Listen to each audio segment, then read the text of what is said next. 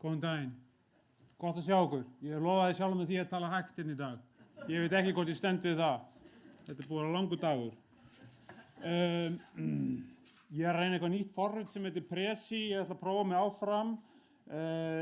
Fyrirlesturinn byggir á fyrirlestur sem ég haldi í Svíþjóð og Finnlandi og annars staðar, þannig að það eru enska í fyrirlesturinn. Var eitthvað við því. Ég komst ekki að því allt saman. Í lokin mun ég aðeins tala vinnu innanríkisráðuneytisins, praktíska hluti, en mér langar svona í upphafi, áður en ég fer að tala lögræðislögin, að tala aðeins þessa hluti í víðara samhengi, það er að segja val og vald, það munar einu d, þarna þessum tveimur orðum, og geðheilbrigðismál svona aðeins víðar. Þetta á að virka. Sögubrót og orðsifjar. Tungsýki verður að geðheilbrigðisvandamáli, orðræðan í geðheilbrigðismálum merkileg og það er mjög gaman að stúdera eins og enska tungu, það sem madness hefur orðið að mental illness og nú er mental illness orðið að mental health problem. Þannig að forskeytin og viðhorfið er alltaf að vera jákvæðara. Þetta er náttúrulega, tvíhyggjan er bara eitthvað sem maður nota til mælistika til að setja á þetta, auðvitað er þetta fjölhyggja í þrívíðu rúmi, en öðrum megin erum við með félagslega orsakatengda þætti að geðheilbrigði eins og sem tengjast hígeifu og svo Askilóbíus, guðlæknisfræðinnar hinum megin sem hefur alltaf tíð verið örlítið meira afleiðingatengdari. Nú, þar til þess að halda áfram að þá, til þess að vekja ykkur til umhugsunar, að þá höfum við reynt mikið og margt til að takast á við geðheilbrigðisvandamál.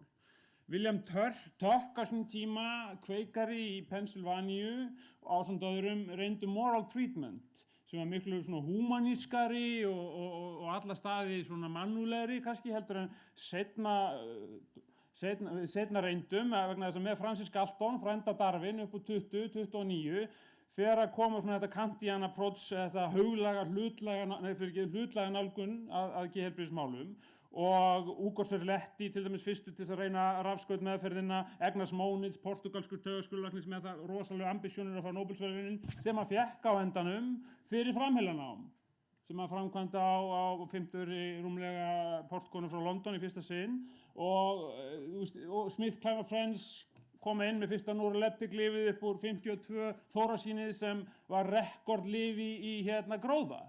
Þetta er svona sagan okkar, stuttu máli, bara rétt að tæpa á þessu og hér sjáum við nú Walter Friedman framkvæm eina af þessum framheila aðgerðum sem þeim gerði alveg fram til 1960 þar sem að ísnálum var stungið 7 cm cirka upp undir augnbotna einstaklinga til þess að framkalla ákveðin einkenni framheila sem ég ætla ekki að fara nánar út í, ég geti rétt ímyndað ykkur hvort þau hafa verið.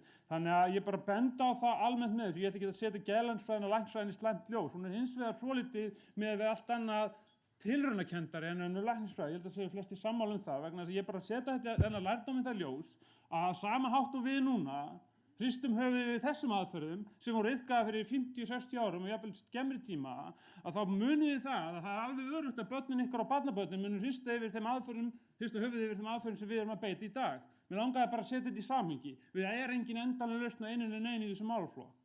Þannig að þetta er samhengi sem við búum við. Þannig að svo lyfjanotkun og það er aðferðir sem við beitum í dag að þær verða settar í samhengi eftir 50-60 ár.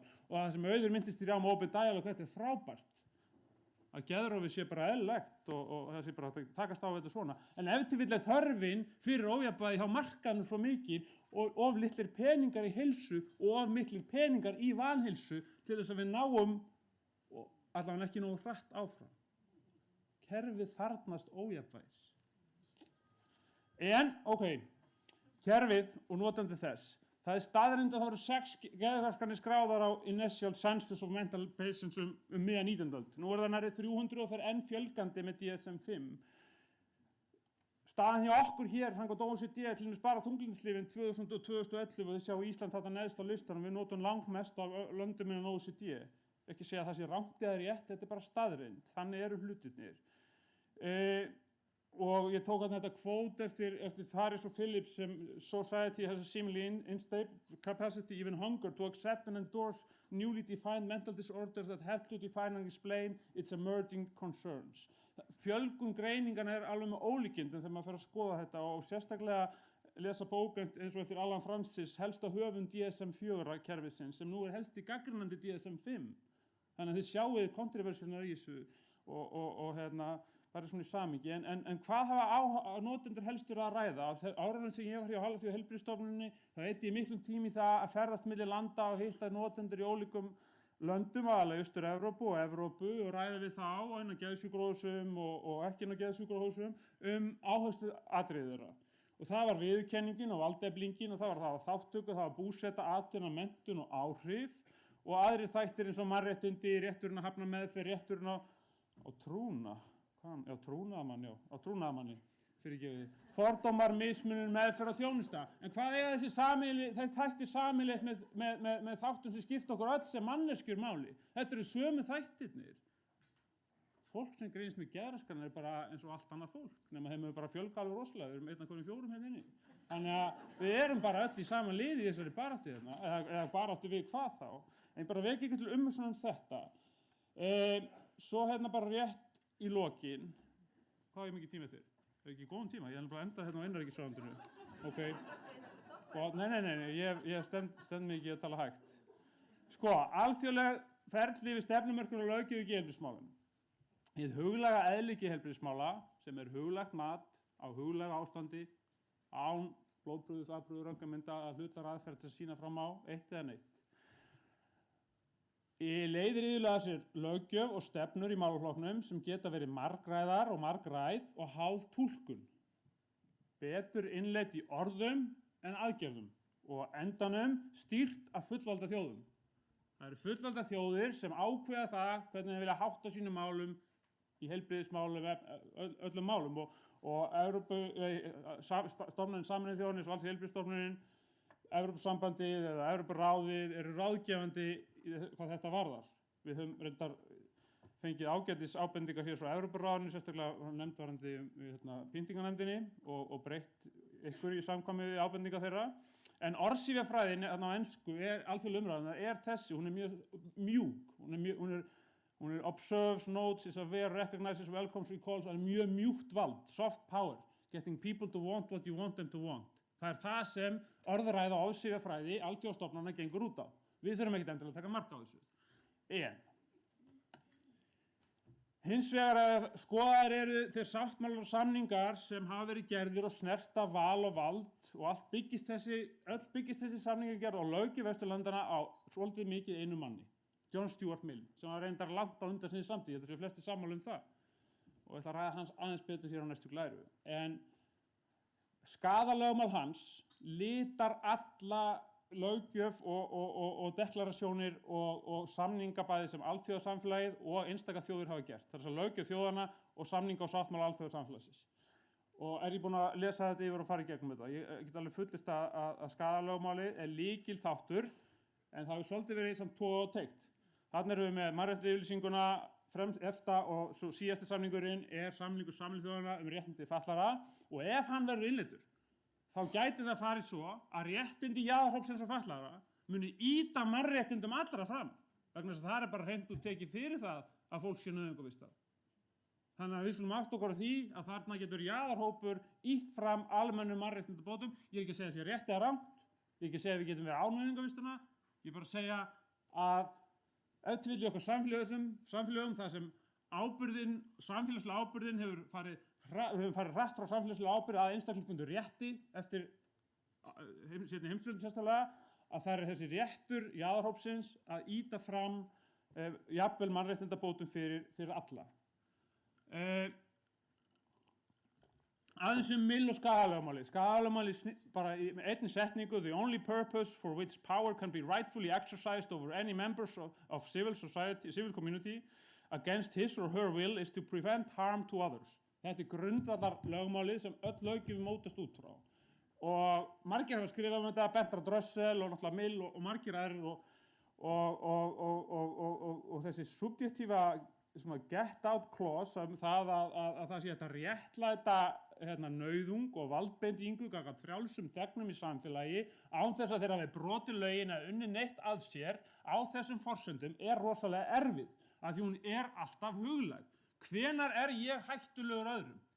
Getið þið sagt með það? Hvenær er eitthvert okkar hættulegt öðrum? Erum við ekki alltaf í einelti okkur? Erum við ekki stöðugt hættuleg öðrum? Hvenær grípum við inn í?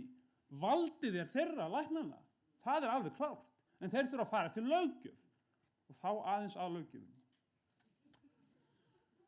Stjórnarráð Íslands eða innanríkisráðuneyti hélt 29. mars 2012 stóran fund í Iðnó. 100 manna fund, það var helmingi minni þessi. Og þar voru rædd mannréttindi geðsjúkra á þessum fundi. Kjölfar fundarins, örlítið seinna því stjórnarráðið frekar hægt, það eiginlega mjög hægt með margt annað. Þetta var í marsmánuði, í októbermánuði hófst þetta óformlega samráð. Hvað þýðir það? Jú, embættismenn tóku upp í sjálfum sér að fara að tala saman. Að beiðni ráðherra, jú. Og það hófst 2012 í október og þarna var breiður hópur komið saman. Það voru embættismenn og nota bene úr 2 ráðuneytum, innanríkis og velferðar, sem var lykilatriði, algjört lykilatriði, innanríkis með mannréttindamálin, velferðarráðuneyti með velferðarmálin. Helst hefur þurft ráðherranefnd yfir þetta, mannréttindi og velferðarmál, til að taka almennt saman þessa málaflokka og meðal annars þetta mál nauðungarvistanirnar. Þarna var komið notendur saman og aðstandendur og þetta var 14-15 manna hópur, stór og góður hópur. Hann búinn að hittast 4 sinnum og margir aðrir hópar, minni hópar, hist nokkru sinnum, eða hópurinn innanríkisráðuneytis sem leiðir vinnuna hefur hitt aðra hópa líka og hópurinn á núna hittast 30. janúar að klára þessa vinnu að þessu óformlega minnisblaði. Leiðir mögulega, þetta minnisblað eða greinargerð, sem ég með hérna með mér, grunnað, leiðir mögulega til endurskoðunar á verklagi, klárlega mun að gera það, og hugsanlega verður grunngagn inn í vinnu formlegs sérfræðingahóps ef ráðherra skipar slíkan hóp til formlegrar endurskoðunar á lögræðislögunum. Þannig að þetta gagn sem verður klára núna mánaðamótin vonandi getur orðið grunngagn fyrir þennan hóp sem ef ráðherra tekur upp að skipan og hugsanlega getur slíkar breytingar farið fram á vorþingi 2015 ef ráðherra ákveður það að fara áfram með þessa vinnu. Hún hefur verið óformlega hingað til. Þeir þættir sem hafa verið skoðaðir eru eftirfarandi. Aðkoma lögreglu, sérstaklega verið skoðuð og rædd. Og eins og ég segi greinargerð og almennar upplýsingar og almennar umræður það, hvað þessir embættismenn, aðstandendur, fagfólk og notendur sögðu aðkoma lögreglu. Aðkoma fjölskyldu. Heimild og möguleiki, ný hugmynd, heimild einstaklinga eftir að hafa verið einu sinni nauðungarvistaður til þess að tilnefna ákveðna aðila sem einungis mega hafa nauðungarvista. Gefa einstaklingnum val það, alltaf hugmynda og umræðu grunni. Það verður rætt ráðgjafa eða talsmann, það verður rætt framlengingu nauðungarvistunum sem Sigur Páll kom inn á. Það verður rætt sérstök lög geðheilbrigði sem menn eru annaðhvort svolítið með á móti, fara að svipa leiðir eins og í Bretlandi eða Danmörku. Það verður rætt framkvæmd lagana. Almenna nauðung og sjálfræði. Það verður rætt áfallahjálp eftir inngrip og það verður rætt tölfræði vegna þess að hún alveg á brauðfótum. Við verðum að standa okkur betur í tölfræðinni. Það alveg lykilatriði ef eitthvað á að breytast að það tölfræðin í lagi. Hvað eru margir nauðungarvistaðir, hvað eru margir fatlaðir sem eru nauðungarvistaðir, ekki fatlaðir og það alltaf það að vera hreinu. Hér í morgun, hér fyrir dag segi ég, voru sagðar reynslusögur. Og það voru 3 notendasögur, reynslusögur og 1 aðstandandi. Við erum miklu fleiri með þessar reynslusögur, miklu fleiri. Og með þess ég að segja það að sá sem hér stendur hefur verið nauðungarvistaður. Það ekki þar með sagt að við þurfum alltaf að vera að segja þessar sögur. Og við þurfum ekki endalaust að þurfa að segja þess. Það er enginn að tala einhverja byltingu í þessum málum. Það er að vera að tala það, að reyna að breyta verkferlum og verklagi þannig að mannvirðing sé höfð að leiðarljósi. Það er líka verið að tala að breyta aðkomu. Það er verið að tala það að reyna að lágmarka þá lífsgæða skerðingu sem felst í því að fjölskylda viðkomandi þurfi stöðugt að vera kvitt upp á einhverja valdbeitinga. Þið þekkið öll þessar sögur. Fjölskylda hefur ekki pabbi hefur ekki talað þennan í 5 ára. Þetta verður svo mikið lífsgæða skerðing á þessu. Við þurfum bara að gera þetta betur. Það er alveg hárrétt sem Sigurður kom inn á að hér eru fæstar nauðungarvistanir á Norðurlöndunum. En það er bara svo gríðarlega mikið vald sem er fólgið í þessu, bæði 48 stundunum, 21 deginum og 21 degi plús. Ofboðslegt vald sem felst í þessu. Og þetta er svo mikið inngrip. Hvað þýðir þetta? 2, já. Og við þurfum að vanda okkur við þetta ef við ætlum að halda þessu áfram.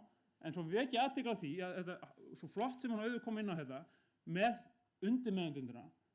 Og í mínu tilviki var það þannig, í mínu geðrofi, og þetta er svo flott, að geðrof getur haft þýðingu. Þetta er frábært. Vegna þess að það er eins og undirmeðvitundin komið upp í gegnum eitthvað lag eins og ís á vatni og komist inn í meðvitundina.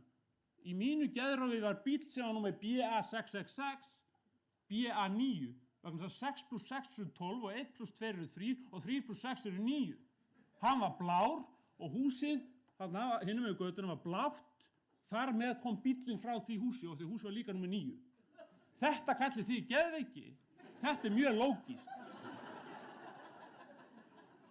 Þannig að aðalatriðið þetta að við reynum að gera þetta í sameiningu og tökum það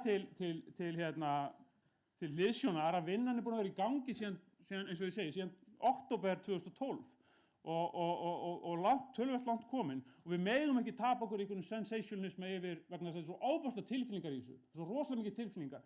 Það að vera tekið með valdi og lagður niður og vera marinn í heila viku, jafnvel á þess að hafa streist á móti. Þetta er erfitt, en við verðum að halda svona sjálfum okkur sem hefur lent í þessu, segja sögurnar okkar og reyna svo að vinna áfram að hlutlægan hátt að skynsamlegri niðurstöðu. Ég tek oft svona eitthvað orðabygs með mér finnst þetta svo flott, sko, when I is replaced by we, sem þetta snýst náttúrulega við þurfum að hugsa okkur sem heild, even illness become wellness. Takk fyrir mig.